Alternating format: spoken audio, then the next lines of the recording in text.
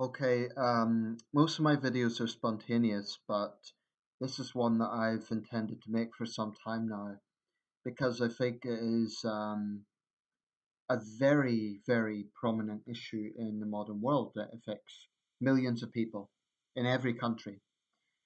Um, and I do feel it may be something that is, it's hard to say on the rise or not, but certainly more obvious in the modern world in the last few decades. It's something that I feel is more. Well, yeah, you get the point. So, anxiety. I've had more than I've had my fair share of anxiety. It's something that, admittedly, I still periodically struggle with. Now, I'm not diagnosed with severe anxiety or anything like that. There are people whose anxiety condition is so bad that they can't even leave their own home. That must be awful, and my heart goes out to those people. It really must be a scary situation. I think most people have experienced at some point a degree of anxiety, and I really do mean most people. From really low down to world leaders. I think it's a completely human, natural response to dealing with the challenges of the modern world. And I do think that I think defining it is quite important because to me, there is a difference between anxiety and fear. And this is how I would see the difference. Fear, to me, is a very palpable, very sudden feeling of an impending threat. So, to give some personal examples, I used to have problems with local gangs. These weren't big organized gangs, but local criminals just making life difficult for me and my family. And I knew when I was walking past them in the street, they were going to do something, and that's fear. That's a realization that something would suddenly happen, and more often than not, it did. I was assaulted on several occasions. One day walking past, guy just punched me for no reason. Um, Wrong place at the wrong time. But I knew something was going to happen because um, you can tell by body language and so on. I've had fear in situations that I've put myself into as a personal challenge. So when I had my charity boxing match um, just over 3 years ago, there was some fear there in the seconds. Literally, it was in the last few seconds before facing my opponent. The fear there was of, well, could this guy hurt me? Will I be humiliated in front of the crowd? Um, and that was a different sort of fear. It was an exciting fear, exciting because it was something I'd never done before.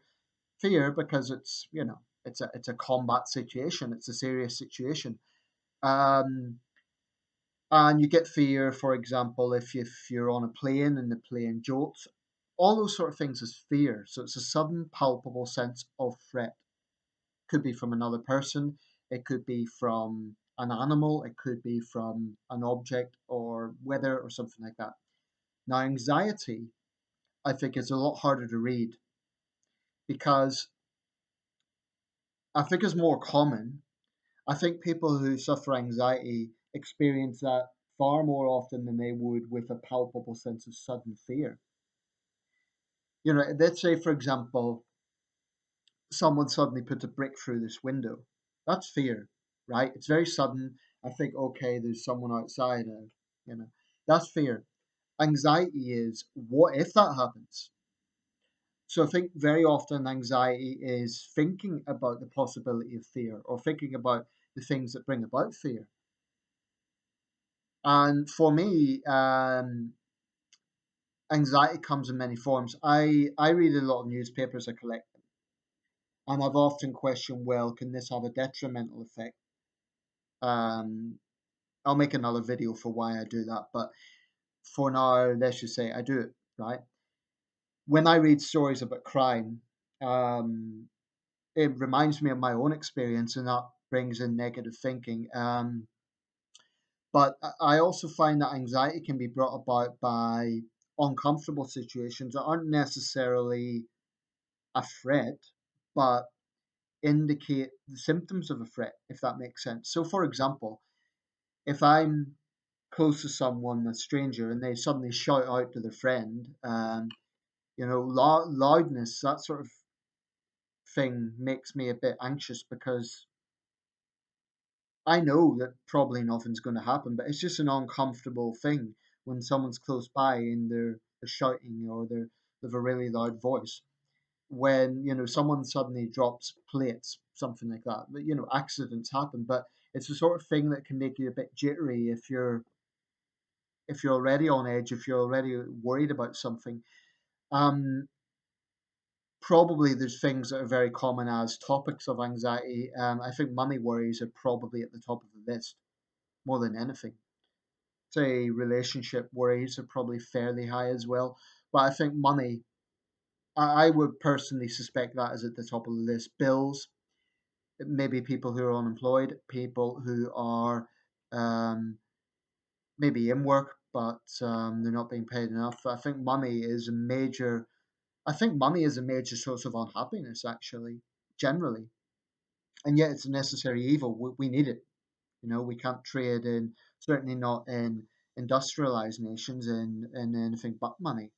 In some developing countries, you can trade in cattle and so on. But money is definitely, I feel, one of the major sources of anxiety. Well, we can't get rid of money. And we can't get rid of the need for money. So unfortunately, if you are struggling financially, there isn't really any other way around it, except to somehow find a situation where you're getting money, either by getting a job or getting in a position where you're getting money somehow, but legally. But definitely, I think that's very high up there. I think human communication is probably quite a big factor as well. Being misunderstood, um, people taking swipes at you, cheap shots, things like that, that can damage your confidence over a long period of time. It's a case that on their own these things might be trivial, but over time you might start questioning your confidence. You might think, well, am I a pushover?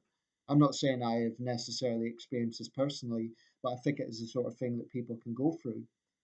Um, so the way other people treat us can also play a role in anxiety because if you've had a negative experience, understandably you put that up as a preconceived idea of what will happen. Doesn't mean it will, but it means there's a possibility it will because you've experienced it before. Um, it could be something like, let's say, you're rushing to a job interview and you miss your bus or the ticket machine in your local train station or transit system isn't working, and that makes you stressed out. So then you don't trust the machines.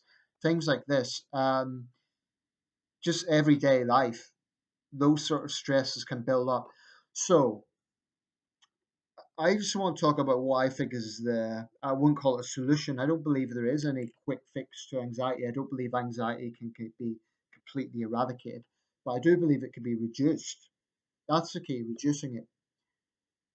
And it really comes down to ensuring and insisting to ourselves that we find time to relax, to take away all our worries, and if need be, meditate. If need be, just have a moment where you just have yourself. Now, I appreciate that people have different schedules, and some people really have very, very busy schedules, and you might be in a stressful job, and that's causing the anxiety. Um, I think then you need to find time, even if it is in the context of sleep. Um, Cherish your sleep. If you're not getting enough sleep, then cherish the moments you have between work and sleep. I really think that is the key. Sometimes we have to force ourselves to relax because we tell ourselves this has to be dealt with, this has to be dealt with, that's an important issue, that's an important issue, and it might be. But if you're in a negative state of mind, the chances are you're not going to be able to function properly anyway. So I think really insisting to ourselves that we find a moment to just relax in whatever context that takes. And I don't want to be, overly sentimental or overly cheesy, like sit in a circle and but do whatever it takes to relax you. And it is true, sometimes other people bring on our anxieties, they bring on our stress, and that can lead to resentment and frustration. But another key to reducing anxiety is letting things be in the past, which might mean letting go of some resentment. And, I tell myself this because when people have, I felt, walked over me in the past, you know, it's human nature to feel quite frustrated by it and think, well, why did I let myself be a pushover? Why this, that, and the other? It's a case of saying, forget the future, forget the past. Focus on the present, this exact moment. Just focus, try and clear your mind. And it's such a simple thing, but it can work wonders in terms of at least having a temporary a temporary solution. And the temporary solution matters because it breaks the cycle, at least temporarily. I don't believe you can completely cure anxiety. And, I read earlier that John F. Kennedy suffered anxiety. Um, World leaders do. John F. Kennedy was a millionaire, so financial worries weren't his concern. His concern was the weight of leading a nation at the height of the Cold War. So anxiety obviously varies from person to person, but it's a very chronic issue and it's something that should be taken seriously. And it goes without saying, don't be a dick.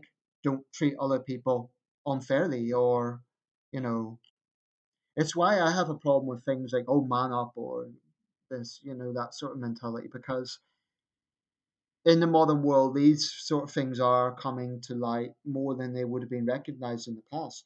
And I don't believe it's a case of, well, anxiety has only existed in the last few decades. I'm sure those young soldiers in the trenches, the First World War, faced, well, a lot more than anxiety. They would have faced outright fear. Um, but they would have had their anxieties, leading up to the time they went to the train and went to northern France or to the Dardanelles. I'm only saying that because I don't think this is a new thing, and I think that it's just part of the human condition. We face hostility in life, we face threats, but we need to tell ourselves that more often than not, it's not as bad as we think. So, for example, if you're taking in information about crime stories, of course you're going to probably have a higher level of anxiety about crime because you're subjecting yourself to that information, and it doesn't mean it isn't happening, but it's making you think, well, that could happen to me. And that's maybe not a good thing. It's good to be prepared, but I think that we have to remind ourselves, well, there are threats in this world, there's dangerous people out there, there's those issues, but at the same time, most of the time, for most of us, there isn't a permanent threat. There really isn't.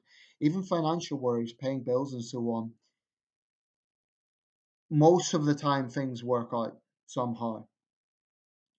Okay, you might be in a situation where you're going to face a fine or something like that. But there is also another way to look at this, and it's quite a philosophical viewpoint. What happens, happens. I think very often the worst, this is definitely true with fear. My fear when I had that fight wasn't in the ring because the adrenaline's going, you're too busy focusing on trying to, the fear was immediately beforehand.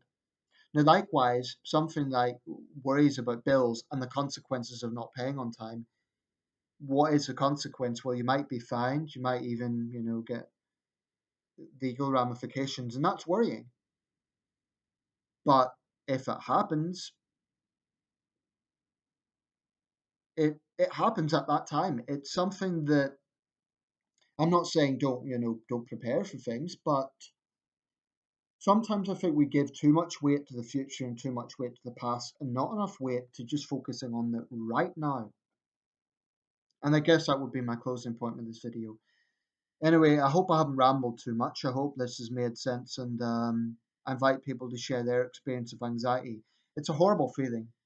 I hate anxiety. I would, if you take negative emotions, I'd much rather have anger because it feels like you could do something with anger. You can use anger to inspire you to make change. Even fear, you can have, in a sense, positive fear. Um, Almost every negative emotion could be used in a positive way. Anxiety, it's hard to say that because it can be it's kind of bubbling beneath it's there and you feel it and it isn't, you wonder, well, what exactly has brought this on? I feel the best way to counter it is that focus on the present and think there is no impending threat. There really is no impending threat unless I make it a bigger thing than it is. And yes, there might be some things in the future, but that's things will be dealt with. Focus on the present and let's see how that works out because I think it's worth a try. Thanks for watching.